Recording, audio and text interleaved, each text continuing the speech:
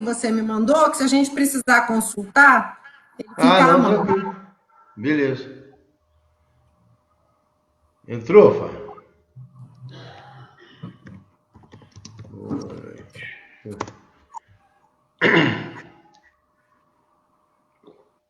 Vamos lá, né?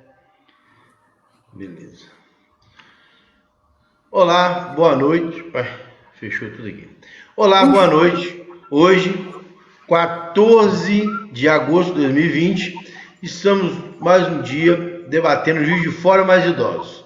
Hoje nós temos como convidada a professora Lorene Figueiredo, que é professora da Universidade Federal de Juiz de Fora, professora doutora de Política Pública e Economia Política da Educação, leciona atualmente na Faculdade de Educação da UFJF, mestre em Educação pela UFF e licenciada em História pela UFJF e graduada em História pela UFRJ. 34 anos de magistério, já foi diretor de escola de educação básica no Rio de Janeiro, tem uma experiência grande, não só em lidar com a diversidade em comunidades, que muitas das vezes é privada, né, de acesso a muitas oportunidades, como também com essa realidade da universidade, onde muitas das vezes ela lida com alunos que alguns anos atrás dificilmente lidaria com a diversidade tão grande como nós temos. Hoje, um pouco mais inclusiva, né? Ela, com a sua experiência, é pré-candidata a prefeito de Juiz de Fora pelo PSOL. Professora, boa noite. Um prazer poder recebê-la nessa noite para a gente falar um pouquinho sobre o idoso. Em primeiro lugar, muito obrigada, Cesano, pelo convite. É um prazer também, uma honra conhecê-lo, né? Infelizmente, virtualmente, mas Isso, a em gente breve, vai falar, pessoalmente. a gente vai poder conversar pessoalmente. Com certeza. Quero saudar e dar boa noite também às pessoas que nos veem agora. E queria pedir licença a você para fazer uma breve introdução e comentário antes da gente começar. É possível? É possível, fica à vontade. Eu queria pedir licença também a todos que estão aqui para nos ouvir, para manifestar o apoio, né, e a solidariedade às 450 famílias que foram violentamente despejadas hoje do Quilombo Campo Grande do Meio, no sul de Minas. Nessas 450 famílias, seguramente existem idosos camponeses, né? E pessoas que que são importantes como matrizes do conhecimento e da sabedoria acumulada nas suas comunidades. Foi feita uma desocupação criminosa, as famílias não estavam mais nas terras da usina, ainda que a usina tivesse falido e abandonado o terreno por décadas, que tenha deixado dívidas trabalhistas, que tenha deixado dívidas com o próprio Estado. O governo Zema foi um cão fiel dos interesses de empresários que especulam com a terra e teve a atitude criminosa, violenta, de desalojar, escorraçando essas pessoas como se elas não fossem seres humanos. A escola da comunidade foi derrubada à base de trator, as plantações foram queimadas, a comunidade foi atacada com helicópteros de bombas de gás e depois diretamente com bombas de gás. Então, foram retirados depois de 60 horas de resistência. E nós queremos manifestar aqui o nosso repúdio a essa atuação e todo o apoio à comunidade. Porque, para que as pessoas que nos ouçam entendam porque nós dizemos que é criminoso, existem algumas cláusulas pétreas na nossa Constituição. Entre elas, a dignidade da vida, o direito ao trabalho, o direito à moradia, para falar de poucas coisas.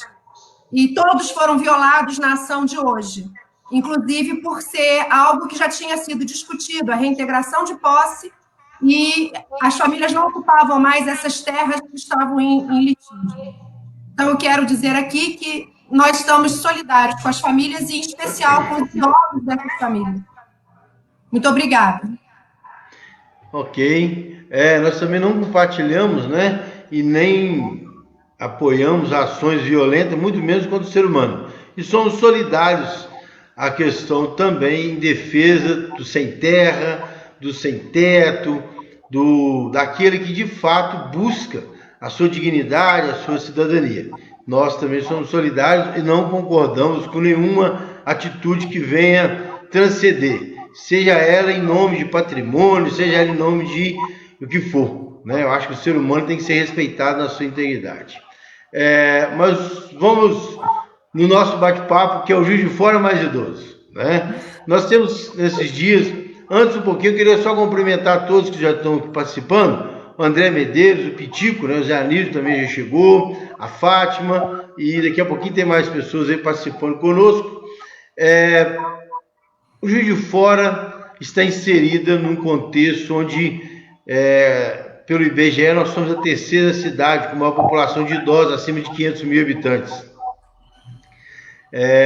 Sendo a primeira, né, do interior do Brasil, que nós estamos só atrás do Rio e São Paulo. Rio e Porto Alegre, perdão. E com isso, nós sabemos que toma dimensão muito grande quando se trata de um contingente hoje em torno de 100 mil pessoas, onde falta política pública definida, política pública de fato, que venha contemplar as necessidades desse grupo de pessoas que é representativo, como você acabou de colocar agora, são pessoas que são responsáveis por uma construção cultural, econômica, familiar, enfim. Nós sabemos que o idoso, ele, na verdade, nós estamos aqui porque alguém um dia passou antes de nós. Então, eu queria ouvir, né, da professora, como que ela vê Juiz de Fora hoje tendo essa população tão densa, e, ao mesmo tempo, como ela vê Juiz de Fora tratando essa população, para nós bater esse papo.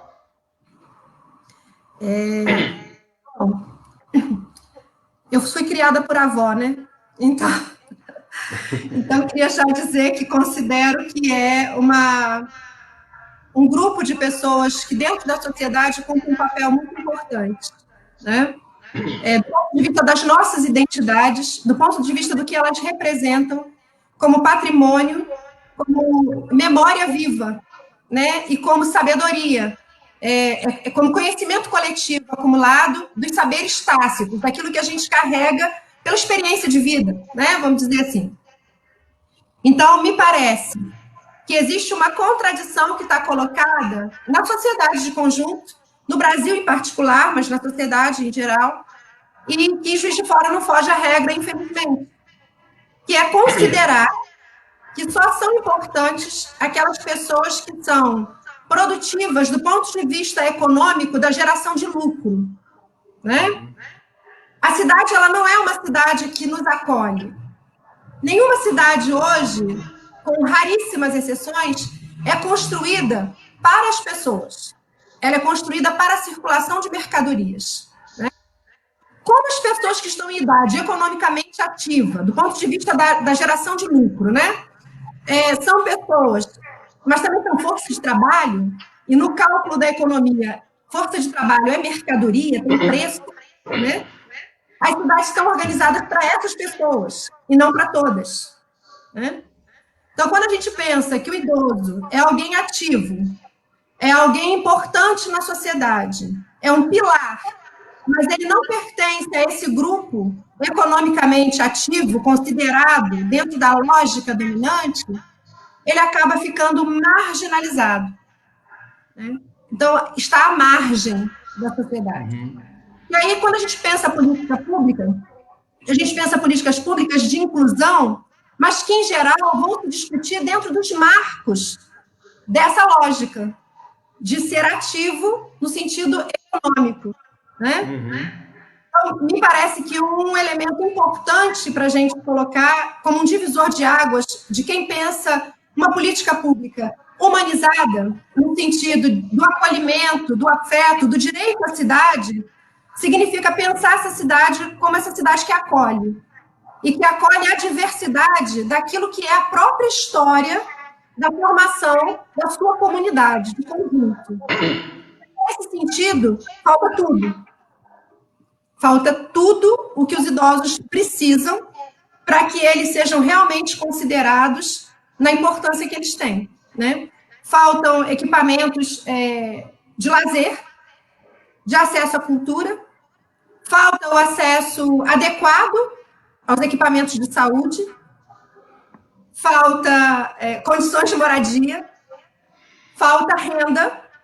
Nós acabamos de passar por uma reforma da Previdência que foi aprovada com alguns recursos de milhões de reais em emendas parlamentares para que os deputados rifassem os nossos direitos, o que significa que os nossos idosos não terão uma aposentadoria integral de um salário que já é um salário indecente do ponto de vista da aposentadoria básica, porque o salário mínimo ele não é mínimo, né?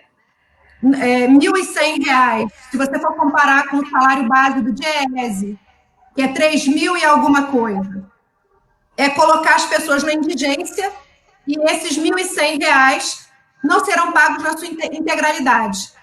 E, além de tudo, ainda estende a idade para o recebimento desse benefício, né? Nós sabemos, inclusive, que existe um recorte que não é só de gênero, porque, embora as mulheres vivam mais, elas têm uma intensificação do trabalho maior por conta das triplas jornadas.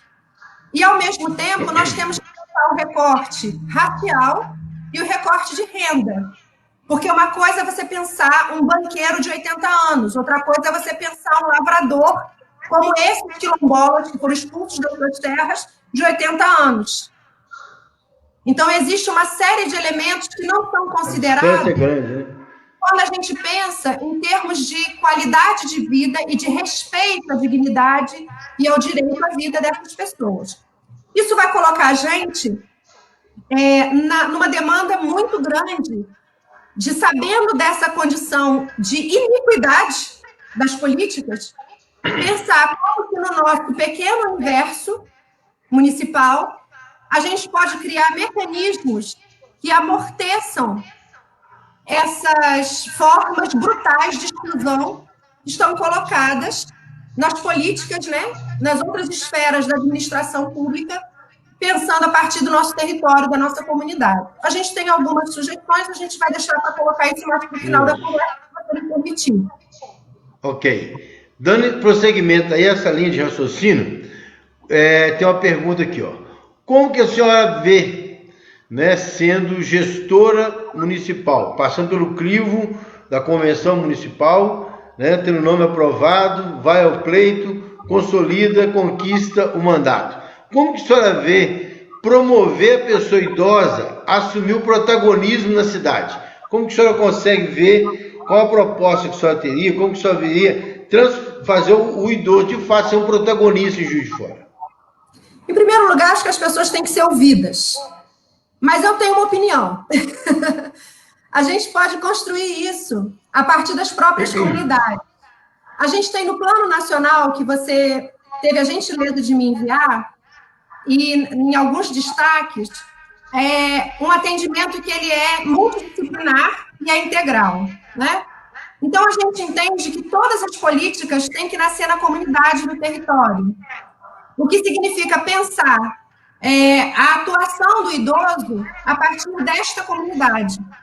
Então, utilizar os equipamentos sociais que nós já temos, que estão em funcionamento, e ampliá-los para que esse idoso possa ser ouvido, acolhido nas suas necessidades e que a gente possa estabelecer com eles alguns mecanismos para garantir a melhoria da qualidade de vida. E eu vou citar aqui uns 3 exemplos. Eu queria deixar para falar no final, mas a pergunta nos coloca já essa questão antecipada. Existem algumas experiências bem-sucedidas fora do Brasil que eu acho que podem nos atender nessa situação de calamidade de falta de recursos, porque nós temos que levar em conta ainda a questão da emenda constitucional 95 do teto dos investimentos sociais, que foi aprovada no governo Temer e que Bolsonaro não vai mexer e que Paulo Guedes nem sonha em colocar a mão. E que vai atingir a todas as políticas públicas e todas as políticas que dizem respeito aos direitos sociais, principalmente, né? Por exemplo, A gente pode estabelecer espaços de convivência de jornadas, né, durante o dia para os idosos, mas que sejam combinados com o espaço da creche. Por exemplo, porque uma das coisas que mais deprime o idoso é justamente ele ficar colocado no cantinho, né? Eu fui criada por avó e achava uma delícia sentar com a minha avó depois do almoço na cadeira de balanço. Nós éramos muito pobres, mas ela tinha uma cadeira de balanço na cozinha. Então, depois que ela terminava o almoço, antes dela me colocar para fazer as tarefas da escola, a gente sentava um pouquinho na cadeira de balanço, eu tirava um cochilinho no colo dela, ela cantando para mim. Eu também tive essa experiência com meu avô. Isso é uma memória deliciosa. Bom demais. Bom demais. E muitas vezes, as crianças não têm acesso e disso em casa, porque também as famílias saem para trabalhar. A minha avó trabalhou ativamente, vamos discutir aí o ativo produtivo, né? Até o dia que morreu, mas ela sempre foi dona de casa, né? Entendi. E hoje em dia a gente tem muitas avós que trabalham, e muitas vezes numa situação terrível, que é trabalhar tomando conta do filho dos outros, enquanto seus netos estão em casa. Então, seria muito importante que a gente pudesse acolher as famílias de baixa renda, de forma que a gente reunisse crianças e idosos num laço geracional, que a gente sabe que é fundamental, inclusive, para a estruturação emocional das crianças, né? E que vai fazer muito bem aos idosos.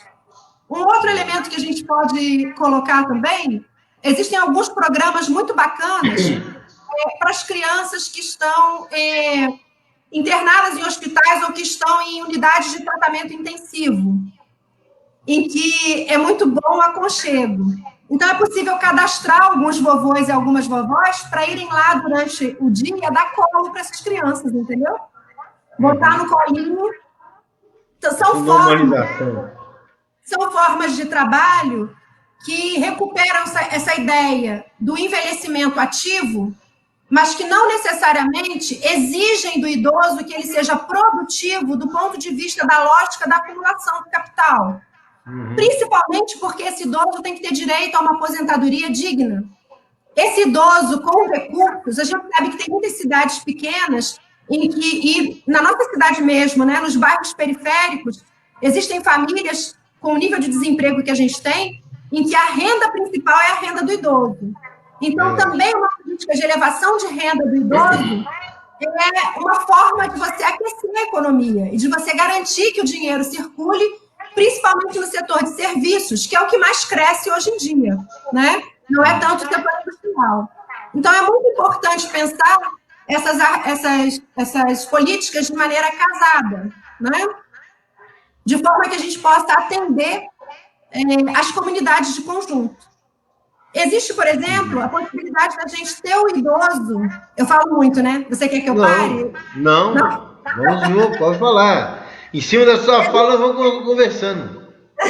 Existe, por exemplo, a possibilidade da gente pensar projetos de educação em que a gente recupere memória do bairro e conhecimentos tradicionais, de comunidades tradicionais, como é o caso dos quilombolas, né? Ou das benzedeiras. Pode-se criar N projetos diferentes, hortas comunitárias, em que as crianças possam ir aprender com os idosos o como fazer. Ou contações de história nas escolas, com a memória do bairro, né? De forma que a gente vá ensinando também as gerações mais novas a valorizar essa sabedoria e esses conhecimentos tácitos. Porque não adianta a gente estabelecer uma política de atendimento se a gente não garante que, de conjunto, a sociedade enxergue, quer dizer, se a gente não dê visibilidade a essa importância na prática.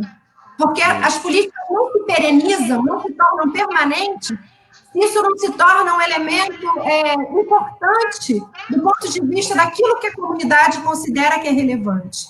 E aí entra naquele elemento também que está presente, que você coloca, que o documento coloca, né, de que a gente tenha controle social. As políticas só são eficientes se houver controle social. E só vai haver controle social se a gente tiver realmente ganho a consciência das pessoas para essa importância. Em cima dessa fala, nós temos já algumas perguntas. Eu quero cumprimentar o Elias Santos, Chegou mais pessoas, o André também te perguntando, o Zé Anísio, nosso amigo Pitico, né? Que é um grande figura, defensor dessa questão do envelhecimento em Juiz de Fora.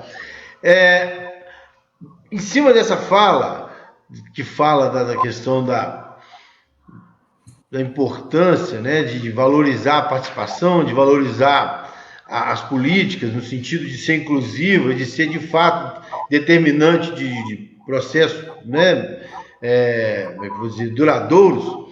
Como que a senhora vê a questão do Conselho Municipal da Pessoa Idosa nesse conjunto, né? Não só o Conselho, né, os Conselhos de Direito, mas falando da pessoa idosa. Como que a senhora vê a importância da atuação do Conselho da Pessoa Idosa, defesa da pessoa idosa?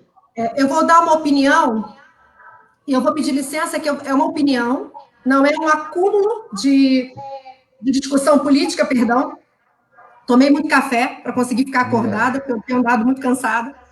Que é uma opinião pessoal e de natureza impressionista, quer dizer, é daquilo que eu observo, não é daquilo que eu pesquisei, que eu analisei.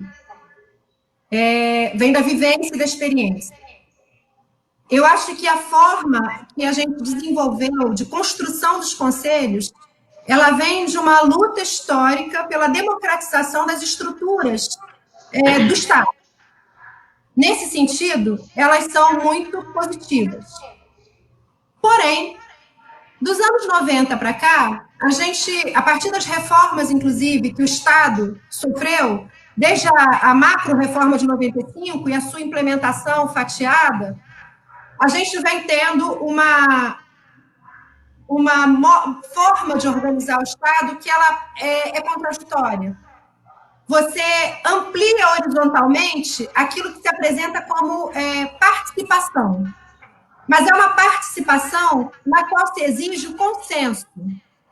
Quer dizer, é uma participação formal, né? Ao mesmo tempo que você verticaliza as decisões, né? Então, nós temos conselhos que, na verdade, deixaram de ser aqueles conselhos que são fruto do ascenso, das lutas pela democratização do Estado, quer dizer, de baixo para cima, e a gente tem um conselho que se estabilizou de maneira formal, em que muitas vezes vocês cumprem um papel burocrático de aprovar ou não determinadas políticas. Eu acho que é preciso recuperar essa dimensão histórica dos conselhos, arejá-los e garantir a sua democratização. Como fazer isso? Eu posso propor, mas eu acho que é muito mais interessante se a gente debater, né? Talvez garantir que sejam deliberativos é um caminho, é uma possibilidade. Pensar como é que a gente vai estruturar esses conselhos, né? Trazer outras formas de composição, não sei. Acho que a gente precisa se debruçar sobre essa discussão e, de antemão, a gente pode dizer que os mandatos do PSOL e as nossas candidaturas têm esse compromisso, né, com essa pauta de garantia de fortalecimento e democratização e reconhecimento da importância dos conselhos. Entendi. É interessante essa fala e eu concordo, né, que, de fato, sendo integrante de conselho e tudo, às vezes, existe essa discussão, muitas vezes, de que tem que rever, né, certas decisões, certas formas de encaminhamento, porque se torna, às vezes, muito burocrático, muito legalista e se perde nessa estrutura engessada do Estado. Concordo contigo. E, objetivamente, me permita um comentário? Objetivamente, a função de vocês não é ser um burocrata do Estado, ela é eminentemente política. É discutir política para os setores. Né? É verdade. Uma outra indagação é o seguinte: como que a senhora vê a pauta do envelhecimento dentro das universidades brasileiras? O envelhecimento hoje está pautado na universidade? Vamos lá. Pode ser você, tá, Cezano? Sem formalidade. Pode me chamar de você. Beleza. Força. Então, essa discussão, ela acaba ficando muito focalizada na Faculdade de Serviço Social e em alguns setores da medicina e da enfermagem, enfim, naqueles equipamentos, né, que dialogam mais diretamente com as políticas de assistência e de saúde do idoso. Salvo engano, fundamentalmente isso. Mas eu imagino, e aí eu tenho como parâmetro a maravilhosa UERJ, né, que resiste lá bravamente a todos os ataques das políticas de desmonte da universidade pública, em que a UERJ ela é uma universidade que se caracteriza por uma universidade popular. Né? Foi a primeira a aprovar cotas raciais, a primeira a aprovar cotas sociais, tem um trabalho lindo junto ao Hospital Pedro Ernesto, no atendimento de várias demandas de natureza coletiva, pública, inclusive o primeiro hospital a fazer o acompanhamento multidisciplinar das cirurgias de transposição de gênero, né? E, enfim, é uma universidade muito bacana e eu sempre encontrei nos corredores da UERJ com muitos idosos, fazendo cursos os mais diversos, né? Que é uma forma de garantia do acesso à cultura. Não só na perspectiva da educação formal, né? Do acesso ao diploma, que eu acho que é muito importante. Né? A minha mãe, por exemplo, tem 81 anos, só pode completar o ensino fundamental e ela tinha o sonho de ser professora. Eu acho que eu acabei sendo influenciada por ela, né? Mas foi muito lindo, inclusive, na defesa de doutorado, ela foi, e a gente fez questão de dizer que parte daquela conquista era dela também. Com certeza. E a gente pensa, por exemplo, que talvez, agora ela não tem esse interesse, mas talvez ela gostasse de fazer o curso de pedagogia e se formar professora. E a gente deveria ter isso garantido, né? Não ter que fazer um Enem, como todo mundo faz, com aquele conjunto de disciplinas, enfim. Mas, para além disso, existem cursos que a gente pode oferecer. Mas a participação da terceira idade no Enem também é grande. Não, eu sei disso, mas veja bem. Eu entendo. O acesso ele ser diferenciado, entendo. Eu hoje não tenho condição de fazer uma prova de química, física, matemática. Verdade. Eu teria que voltar ao cursinho e estudar tudo de novo. Porque eu sempre fui sofrível nessas áreas. Entendeu? Sempre foi muito difícil para mim. Eu tenho certeza que o povo vende um peixe mais caro do que ele é. Tem que ter uma iniciação ocultista para você adentrar o caminho da matemática, da física, enfim. Mas imagino que outras pessoas mais velhas como eu talvez tenham a mesma dificuldade. Então, talvez devesse ser um caminho diferente. Porém, a gente sabe que existem projetos de extensão, inclusive ameaçados pelos cortes de verbas do MEC, pelo atual governo, que atendem os idosos em várias áreas. No serviço social, a gente tem cursos de informática, yoga, pintura, enfim, uma série de coisas. Mas eu acho que a gente também poderia pensar cursos de cultura geral, história da arte, enfim, de música, né? Isso fica aí de ideia, de sugestão para a gente levar para o conselho universitário. Isso, com certeza. Mas isso que eu ia fazer a pergunta. A gente sabe que a área social, algumas disciplinas, alguns cursos, né, que são mais próximos da realidade do indivíduo idoso, por força até, ela não tem como fugir dessa pauta, né? Desse conhecimento, desse estudo, da pesquisa e tudo. Mas o envelhecimento, a senhora acha que você vê a possibilidade ou vê esse interesse, a sensibilidade dela poder, dessa pauta do envelhecimento, fazer parte do currículo da universidade, ou seja diversas disciplinas, né? Porque, na verdade, o idoso está em todo um contexto. Você vê a possibilidade disso? Você acha que isso hoje é uma discussão? Não, mas eu acho que ela deveria ser não curricularizada, necessariamente, talvez em alguns cursos, mas eu acho que ela tem que ser um tema que atravesse toda a discussão. Isso. Ser pautada, não necessariamente ser uma disciplina, mas uma pauta onde desperta a inserção do idoso, a pessoa idosa. Então, eu acho que isso é algo que a gente pode fazer de maneira casada, articulando movimentos de idosos, movimentos de aposentados, tal, o Conselho Municipal e uma formalização de um projeto que se encaminhe para a universidade, que seja apreciado pelo Conselho Universitário. Isso é algo que pode ter passado, entendeu? Isso, bacana. O André Medeiros ele fala a questão da pandemia, né?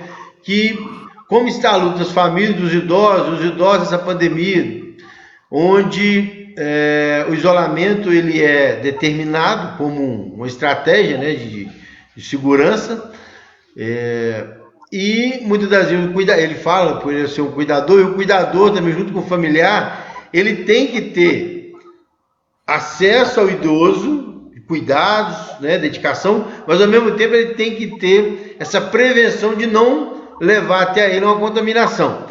E nós tem tido diversos debates, né, na imprensa, em grupos e tudo, e eu queria ver como você vê isso.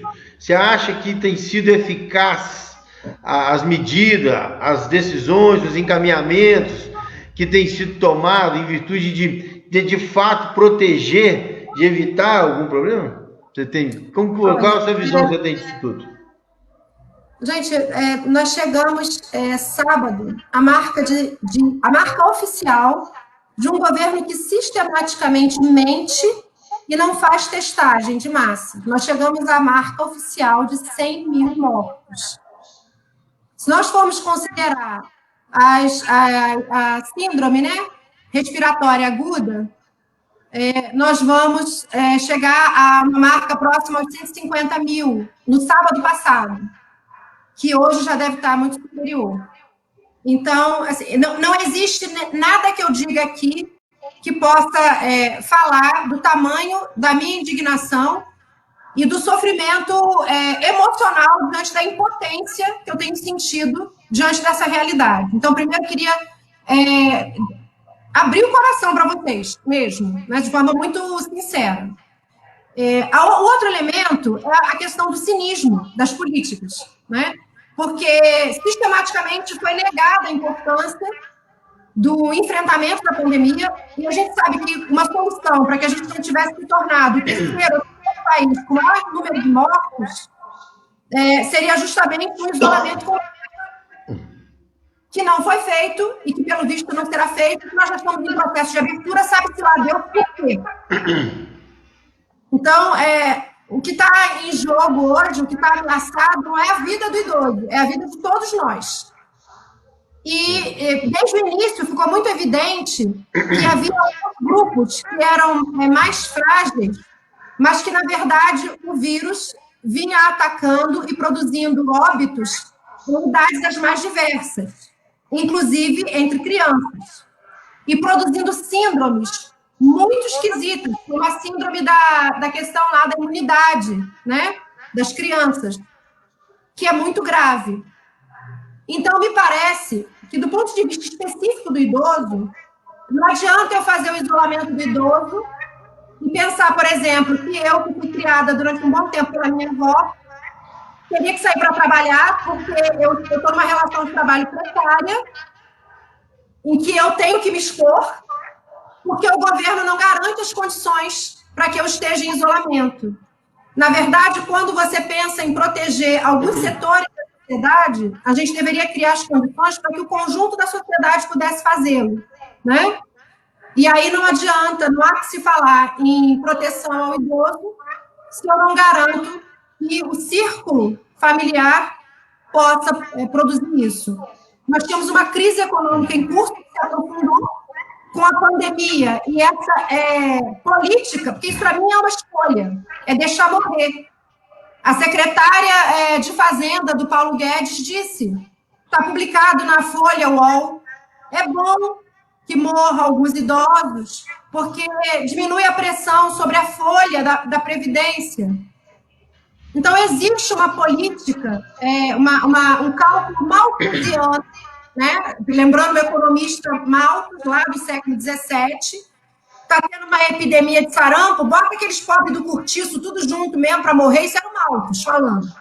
Então, nós estamos ressuscitando o Malthus em pleno século XXI para pensar uma forma de redução da pressão das demandas sociais, seja de política de idosos, seja na política de assistência de conjunto. O que, para mim, é, no mínimo, criminoso. Né? É a barbárie institucionalizada como política oficial e deve ser duramente combatida por todos nós, independente do nosso espectro ideológico, né? Entendi. Então, vamos fazer uma avaliação. Isso, vamos fazer uma avaliação. Não, bacana. Na verdade, a ideia é justamente isso, é ouvir, né, qual é a avaliação que você tem disso tudo que tem sido colocado como segurança, né, para a pessoa idosa em relação à pandemia, essa questão da segurança sanitária. Agora, dar um outro exemplo? Eu queria dar um outro exemplo, que eu acho que é muito grave, que está acontecendo agora. Com essa política de reabertura, sem nunca ter fechado, fala-se em retorno presencial às escolas. Nós temos auxiliares de serviços gerais que são, na sua maioria, mais velhos, na rede estadual, por exemplo. São pessoas que estão em regime de contrato, então tem um regime de trabalho precário, né? Muitas vezes são arrimos de família. E nós estamos colocando em risco as crianças, que também vão voltar para casa e vão estar em contato com seus avós, com os idosos da sua família. Entendi. Então, assim, não existe nenhum tipo de preocupação com a garantia da vida. E eu não vou nem falar dos meus colegas professores para eu não ser acusada de corporativismo. Vamos nos manter na pauta da preocupação dos idosos e das crianças. Então, não adianta eu dizer, não, a criança pode ir para a escola porque ela tem uma imunidade mais forte. Não, mas ela carrega o vírus e ela volta para casa. Quer dizer, é uma indecência. Eu não sei onde nós viemos parar, como nós viemos chegar aqui com esse tipo de argumento que não é pautado por uma política pública consequente e nem pelos conhecimentos científicos. Quer dizer, eu não sei o que pauta o pensamento desses gestores, senão o interesse de que morram e de valorização do lucro acima da vida. Entendo. Devido ao panorama hostil que a sociedade, não por raras vezes, impõe ao idoso, apresenta-se a necessidade de políticas públicas que atendam às demandas, assegurando que os direitos básicos sejam garantidos. Assim, as políticas públicas voltadas para o idoso visam estabelecer direitos para um público que se encontra vulnerabilizado com relação ao respeito de seus direitos elementares básicos, prescritos na Constituição. Além de políticas públicas gerais para o idoso, existe um recorte que faz referência ao direito à educação e como qualquer direito deve ser respeitado. Baseado nesse texto, eu queria perguntar para a professora, recentemente já deve ter visitado algumas comunidades, ou tem informação de algumas comunidades mais carentes da cidade, e sabemos que, na maioria das vezes, o acesso, né, a serviços, a qualidade de vida, principalmente da pessoa idosa, ela é menor. Como que a senhora vê o cotidiano, né? No início da pergunta, na frase, eu falei com a senhora, sobre como que você vê esse cotidiano do idoso na periferia, voltando na fala, que você fala o seguinte, que o idoso, né, a pessoa, ao aposentar, ela perde o poder de compra, porque o salário automaticamente reduz, ela é forçada a continuar no mercado de trabalho, muitas das vezes a precarização do trabalho, né, um trabalho precário, quando não é bico, e é mal aproveitado, até mesmo o conhecimento que ele tem como profissional, com a sua expertise ao longo do tempo. Como que, sendo um gestor municipal, uma gestora municipal, como que a senhora vê a possibilidade de aproveitar essa qualificação, né, que volta ao mercado de trabalho, aproveitar no sentido não só de aprimorar o uso dessa mão de obra especializada, mas também sendo que ela seja de forma a contribuir para melhorar a mão de obra que está se formando e tudo. Como que, na sua condição de gestora, qual a proposta que a senhora teria para poder melhorar, aproveitar essa mão de obra? Olha, a sua pergunta, ela tem alguns problemas de origem, né?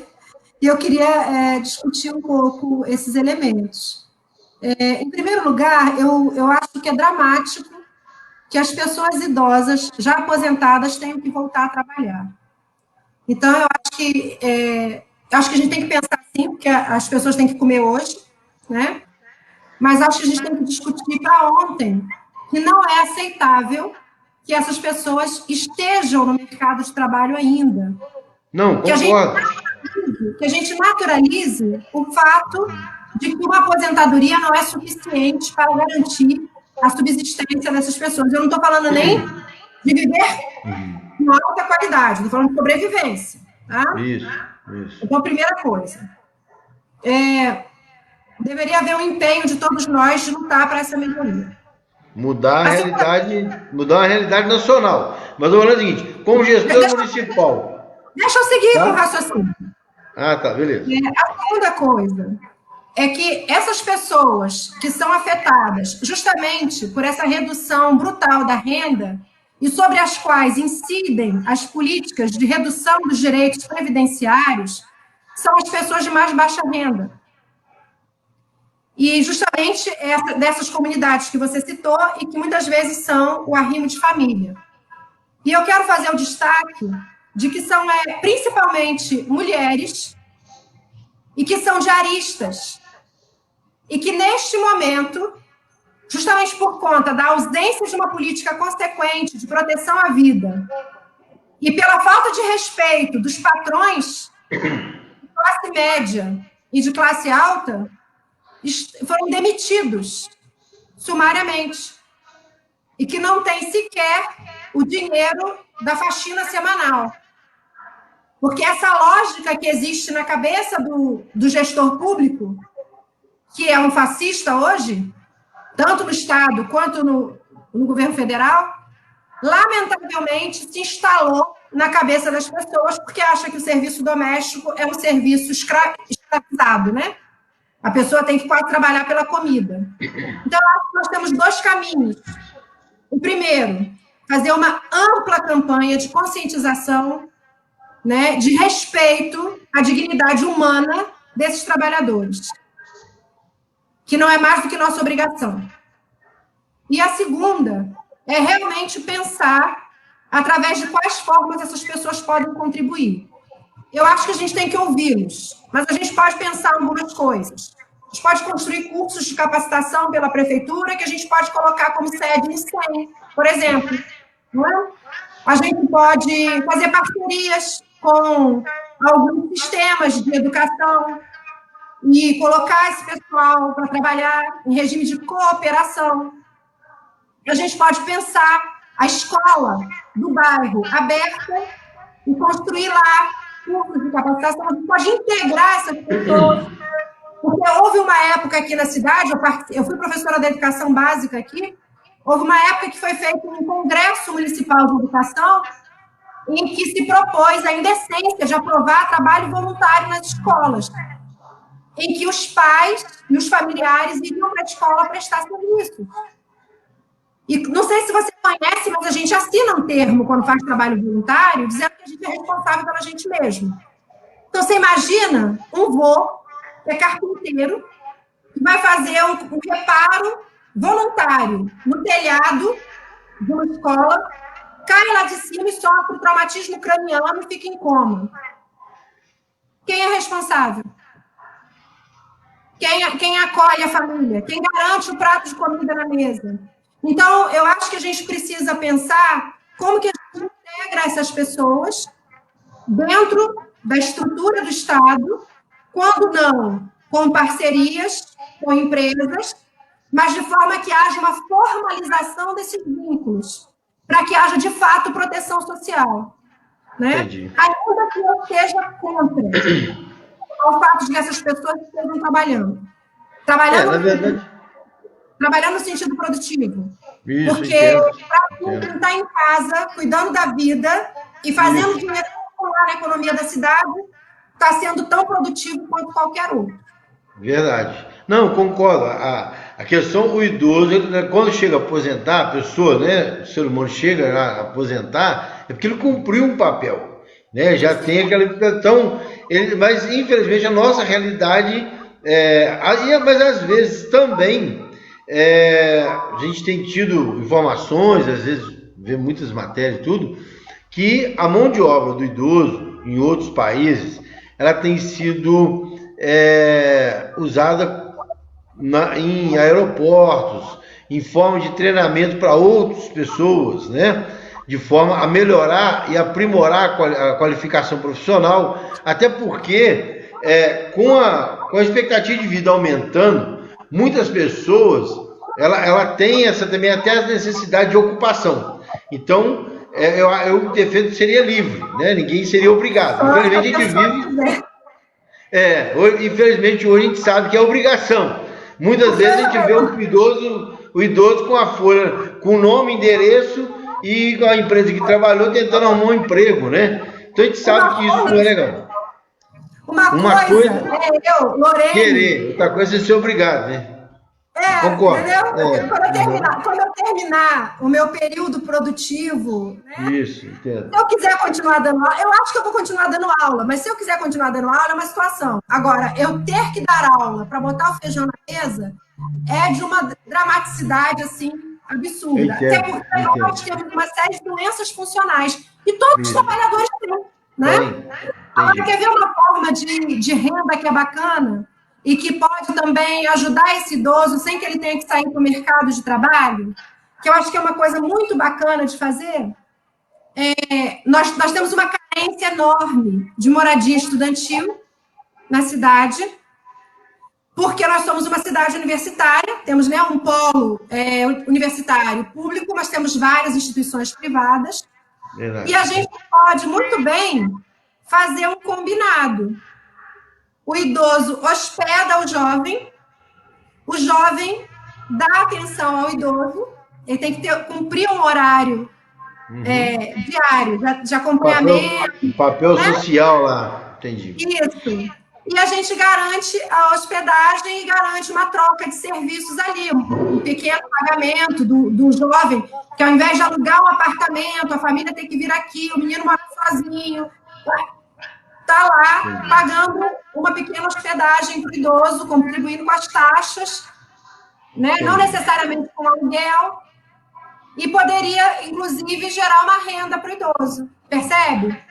Existem alternativas, desde que a gente tenha como foco um processo de humanização das relações e não uma inserção no mercado de trabalho. Entende? Entendi.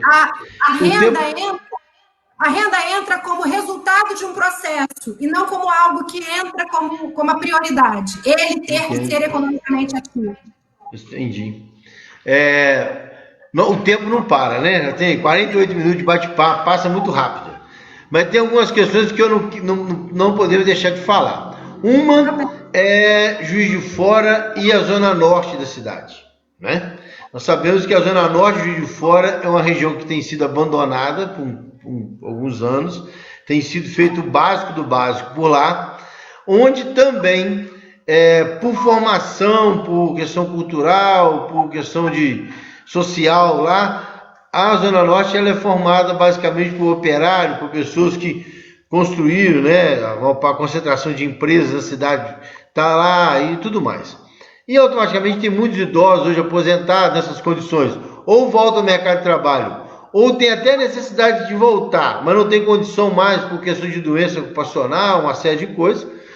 E como que você, prefeito de Juiz de Fora, olharia para a Zona Norte, sendo que tem uma concentração da zona rural de Juiz de Fora? Está também na Zona Norte, a área rural de Juiz de Fora, praticamente hoje os distritos concentram mais na Zona Norte.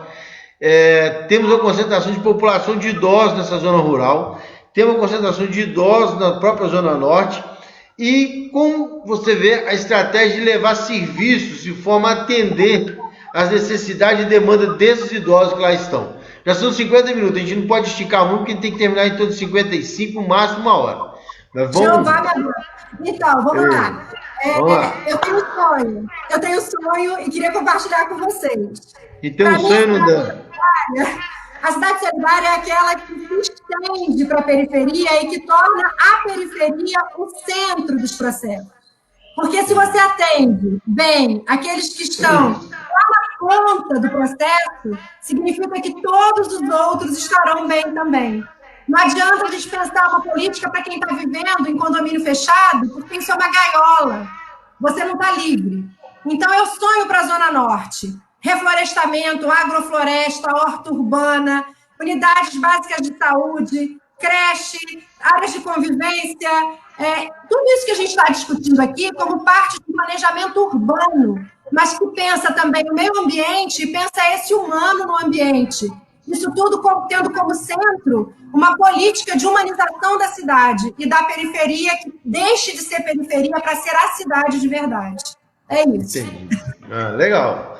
Né? Então, vamos acelerar nossos processos. Oi? E é possível fazer. É vontade política. Ok. Eu também acredito que eu acho que tem muitas coisas que estão dentro da decisão, né? Depende da decisão de estratégia e planejamento. Outra questão é que Juiz de Fora nunca teve uma prefeita... Eu passei um telegrama achando que estava acabando, mas pode seguir. Não. Juiz de Fora nunca teve uma prefeita, né? E hoje a Câmara Municipal, hoje dos 19 vereadores, só tem uma vereadora. Nessa eleição agora, tudo caminha para que nós tenhamos 5 candidatas mulheres, né, disputando o pleito municipal. E como que você vê a importância, e na maioria delas, dessas 3, das 5, 3 já estão com idade mais avançada, né? Já não são mais tão jovem. Então, como que você vê essa questão hoje da participação da mulher, da importância, né, e o interesse pela mulher de participar não só do dia a dia, mas também das tomadas de decisões desse universo político, onde a gente sabe que sempre predominou o homem, a cabeça, né, e tal, essa coisa toda. Como você vê hoje essa inserção feminina, e cada vez mais sendo, até por força de lei, obrigada à participação, como que você vê hoje Juiz de Fora nesse contexto, sendo que hoje nós teremos 5 candidatas a prefeito? Bom, em primeiro lugar, isso é parte de uma luta histórica do movimento feminista, de que a gente tenha, de fato, a condição de ser sujeito político, né? Ser sujeito político significa ocupar os espaços. Nós temos protagonizado lutas muito importantes, o Fora Cunha, a descriminalização do aborto, o Ele Não, a greve mundial de mulheres. Quer dizer, nós estamos dando resposta aos ataques que a crise econômica vem produzindo sobre, principalmente, essa parcela da população ativa, enfim, das mulheres, dos negros e negras, que é sobre nós que se abate a exploração mais brutal. Muito bem, ter 5 candidatas não significa necessariamente que são 5 candidatas comprometidas com as lutas das mulheres. Algumas estão lá por força de leis dos seus partidos e vão representar políticas velhas, políticas conservadoras. Elas são, na verdade, um produto que está sendo apresentado, né, com uma embalagem nova, mas com conteúdo velho. Um conteúdo, inclusive, que vem contra a luta histórica das mulheres. É o que essa vereadora atualmente faz, que é minha colega, inclusive, de profissão, mas que não nos representa, né, do ponto de vista de suas pautas. O que nós dizemos é, se você realmente quer votar em mulheres e que acredita no protagonismo feminino, acredita que nós temos algo a contribuir no processo de humanização da política e da cidade, fique atento às pautas e não compre gato por lebre, porque tem algumas embalagens muito bonitas, mas que o conteúdo é o da velha política. Então, vamos focar nas pautas, nos conteúdos e nos partidos e na sua luta histórica. Entendi. Uma outra questão que está colocada, né? A gente sabe, até outro dia eu estive batendo papo com o Marco André, é a questão do idoso LGBT, né? LGBTQI+. Nós sabemos que é um público com a expectativa de vida aumentando, esse público também ele tem sido presente. Até pouco tempo, sabemos também que o índice de óbitos geralmente morre mais cedo, com N questões, mas tem muita presença hoje na população idosa, esse público. Como que a senhora vê a política pública voltada para esse público hoje em Juiz de Fora, seja no aspecto social, de saúde, né, focando na cidade. Como a cidade hoje tem, a universidade tem um centro de referência, né, mas como que a senhora consegue ver hoje essa questão dessa política? Olha só, o centro de referência foi inaugurado ano passado. Recente. A gente tem uma parada do orgulho gay, que agora é parada mesmo, né? Está proibido de sair pela cidade, o que mostra que a cidade não acolhe. E nós temos uma semana Rainbow Fest na universidade, mas nós não tínhamos um centro de referência de atendimento à população LGBTQI+. Então, isso diz muito da visão preconceituosa e da invisibilização dessa comunidade na nossa cidade. Nós temos a felicidade de ter um companheiro que é o criador do centro de referência à população LGBTQI+, construindo programas junto com a gente. E pensando as políticas não só para a população LGBTQI+, mas para os idosos dessa população. O que nós queremos dizer é que nós não acreditamos, e aí falo em nome do PSOL, de nossas candidaturas, nós temos uma candidata trans à vereança, nós temos candidatos LGBTs à vereança. Nós entendemos que não existe liberdade possível para ninguém, e não existe qualidade de vida para ninguém, e não existe segurança em qualquer natureza para ninguém, se nós não atendemos a todos igualmente. Não é seguro para mim andar na rua se um LGBTQI+ não está seguro. Não é seguro para um homem andar na rua se ele autoriza outro homem a agredir mulheres LGBTQI+, ou negras e negros pela sua condição, pela sua raça, pela sua orientação sexual. Porque significa que ele vai autorizar a fazer isso com alguém da família de outra pessoa, pela omissão. Então, para nós, é fundamental criar uma política de reeducar o olhar das pessoas, de sensibilizar para a compreensão de uma coisa muito simples, que o próximo não é necessariamente aquele que é igual a você. O próximo é necessariamente alguém que é muito diferente de você, porque é ele que vai te fazer crescer, é ele que vai te fazer se tornar mais humano. Quando você humaniza o outro, você garante a sua humanidade também. Então, é disso que se trata, do encontro das humanidades, daquilo que é possível construir junto, para que, de fato, a gente possa se sentir mais seguro, mais acolhido, mais feliz. A comunidade LGBTQI+, já sofreu demais, e o PSOL tem todo o compromisso em garantir políticas de acolhimento que vão ser universais e que vão atender na sua especificidade a essa comunidade. Entendi. Professora, são 58 minutos, nós temos que caminhar para o final, né? É bom conversar, é bom a gente trocar ideia, gostei muito de conversar contigo, é interessante a gente poder, né, trocar ideia, informações sobre experiências, sobre ideias novas, o que pode ser feito, o que não pode, o que já deu certo, o que não deu, né? Porque muitas vezes a gente fica com a expectativa, mas já foi experimentado e culturalmente, ou de um motivo ou outro não deu certo, tem que se adaptar, é muito bacana isso. Mas nós temos que caminhar para o nosso, né, adeus. Mas tem outra pergunta aqui, que é o nosso amigo Pitico, que deixou o seguinte: qual será o carro-chefe do seu governo se eleito prefeito de Juiz de Fora? Mas antes de responder, eu queria dizer o seguinte, que nesse contexto, eu queria que já respondesse e a gente caminhasse com as considerações finais. Então, agradecendo, né, muitíssimo sua disponibilidade, seu tempo, seu interesse em discutir essa questão, mas respondendo, qual seria o carro-chefe do governo, né, da prefeita eleita Lorena Figueiredo, para Juiz de Fora, e também tecendo os comentários finais. Ok.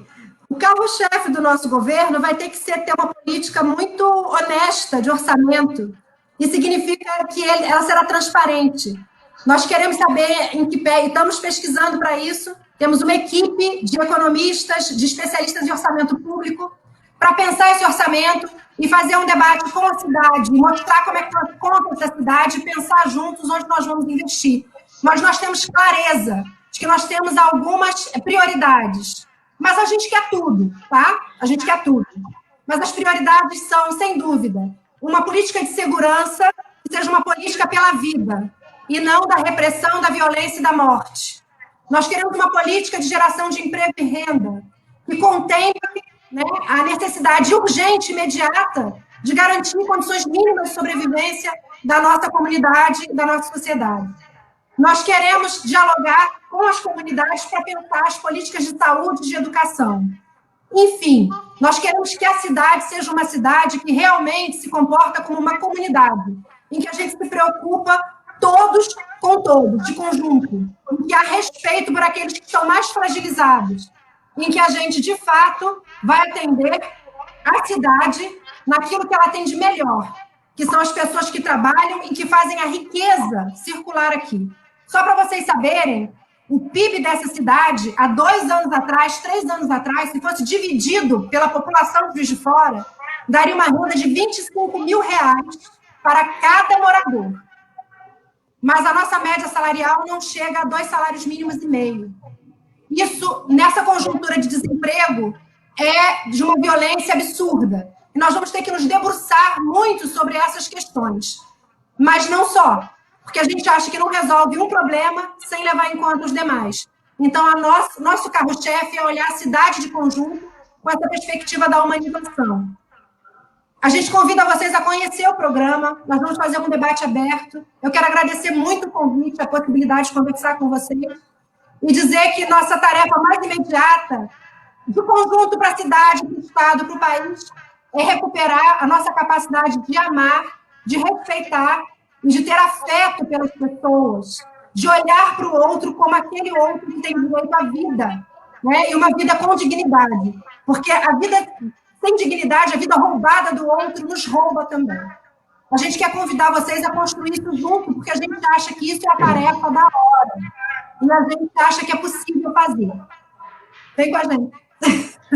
Ok. Eu quero te agradecer muitíssimo, mais uma vez, né? O nosso JF Mais Idosos foi pensado justamente discutir com todos os pré-candidatos, que hoje são 15, né? Pré-candidatos a prefeito de Juiz de Fora, essa ideia do idoso sendo uma cidade contextualizada, com muitos idosos, sendo que tem algumas questões que, sim, o assunto rende, né? A questão do crescimento, né? da população idosa e tudo mais. Mas muito obrigado mais uma vez, uma boa noite, né? Segunda-feira continuaremos aqui com o nosso JF Mais Idosos, vai até sexta que vem, e segunda-feira é o pré-candidato Eduardo Lucas, que vai estar falando também sobre JF Mais Idosos. Te convido também para poder tirar um tempinho, participar, contribuir, e no mais, muito obrigado. Uma boa noite, professora. Boa noite para todos, obrigada a vocês. Beijo no coração de todo mundo. Valeu. Pessoal, uma boa noite, muito obrigado a todos que ficaram conosco até agora. Segunda-feira, 19 horas, Eduardo Lucas, pré-candidato a prefeito pelo PDC. Até mais e um ótimo final de semana.